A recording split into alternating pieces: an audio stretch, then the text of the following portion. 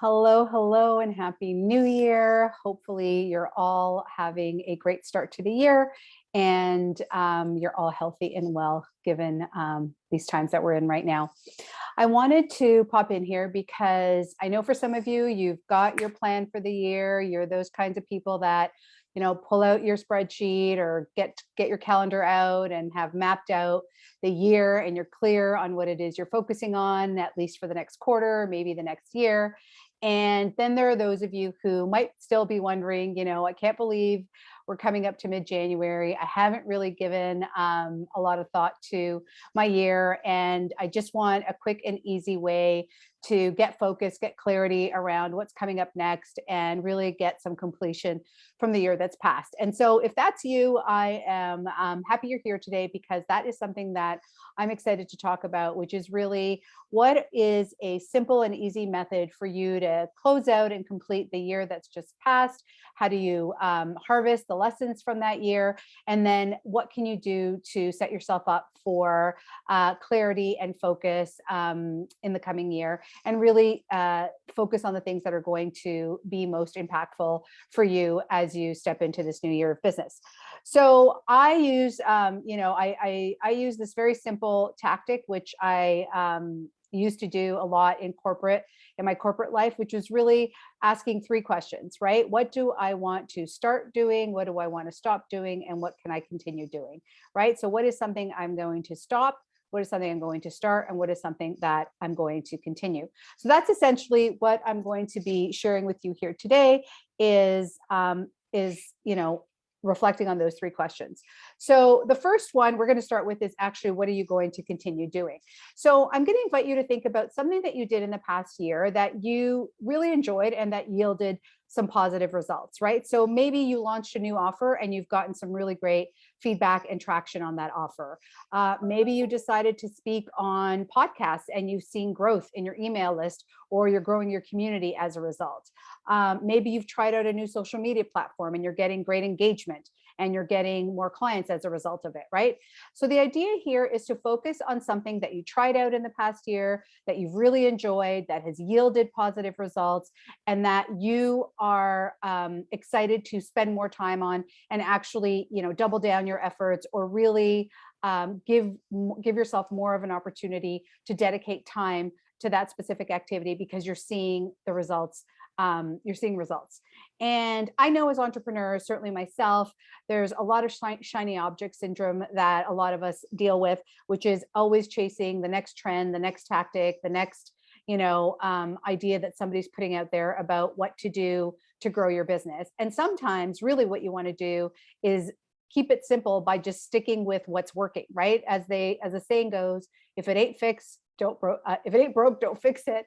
So that's what you want to do, is you want to put your energy on the things that are already yielding positive results, that are giving you the kinds of results that you are hoping for in your business and that you're enjoying, right? So how can you create more space for that? How can you do more of that? So either, get more visible on that new social media platform, or get invited to speak on more podcasts, or grow your community of people who are interested in your offer, right? So what can you do that's going to help you expand what's already working?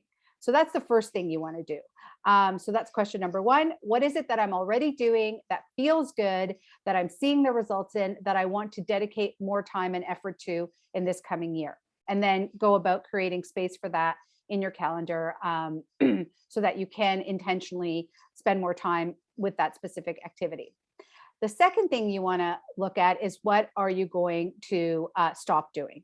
So what is something you tried this year that didn't really yield the results that you hoped for, or you didn't really enjoy? It just wasn't, you every time you were thinking about it, you weren't feeling very energized by it, or you were it just didn't feel aligned with the kind of business that you want to build, right? And it's something that you've actually given you've put a fair amount of effort into. You've really, made a decent, or what am I trying to say? You've really committed yourself to it, but it didn't quite yield the results that you wanted.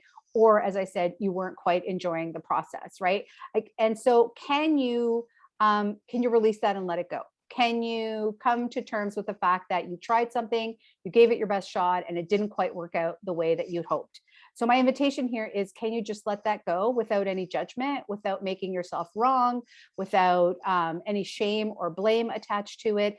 Just recognizing that as entrepreneurs, a lot of times we're like scientists, right? We're experimenting, we're trying out different tools or tactics, and we're seeing and measuring the results of that. And sometimes they work and sometimes they don't. And there's no need to get into a shame spiral around it or make yourself wrong because of it. It's just good information. You tried something and it didn't work. So the key here is to actually look at things that you've given a legitimate amount of effort to, right? Usually in my books, that means that I've given it a fair chance to work, somewhere between 3 to 6 months at minimum. And if it's still not working or I'm not enjoying it, then I can say that I gave it a fair shot and I'm willing to let it go, right? There are going to be things that we're going to do that are challenging or that are going to take time in order for us to see the results of that. But we know when we're working towards something that feels good and is challenging, and we're still encouraged by it, or we're starting to see incremental progress, versus those things that we just keep working at, and they're not giving us the results that we want.